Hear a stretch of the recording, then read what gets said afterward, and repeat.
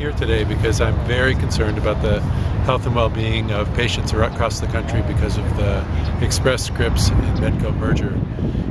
Bringing these two companies together creates this huge organization that will control the prescription market and drive local pharmacists out of business, as well as put enormous pressure on healthcare costs across the country. I came here to Washington today to represent the 140,000 women in Pennsylvania living with breast cancer, and the 32 who will be diagnosed today, just like every day, who do not need one more barrier to access to care. I'm here on behalf of my 400 members, but more importantly, the consumers of my 400 members take care of on a daily basis. Our health care is important, and we want to make sure that this merger does not restrict us from further taking care of our patients. The two companies that are proposing a merger are the two of the largest pharmacy benefit management companies in the country, already convicted on numerous occasions of fraudulent behavior and activity.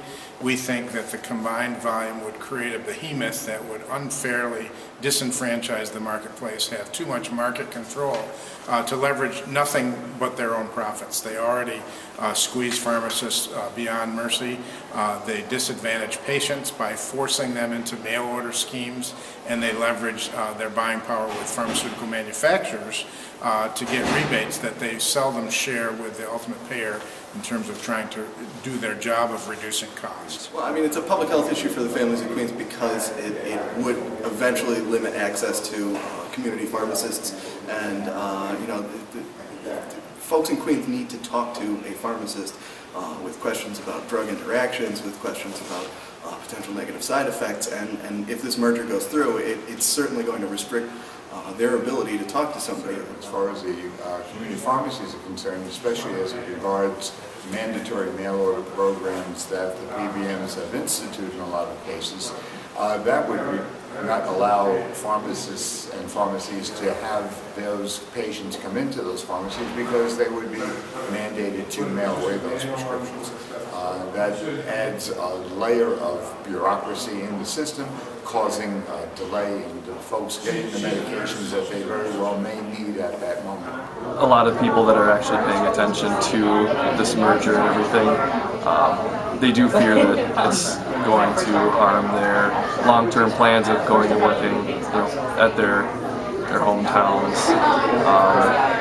And so there's a lot of opposition to the merger. I was hoping that we would be able to convince Senator Klobuchar or her aides that this is going to hurt pharmacy, this is going to hurt patients, and this is going to result in an irreversible monopoly that is not good for anyone except for the PBMs themselves. We met with Hannah and Vasu regarding the issues of the merger of Medco and Express Scripts. We were I guess happy to see that they were inquisitive on more specifics as to the issues, that the power of the merger of the two PBMs into one, and how it would influence the access to healthcare.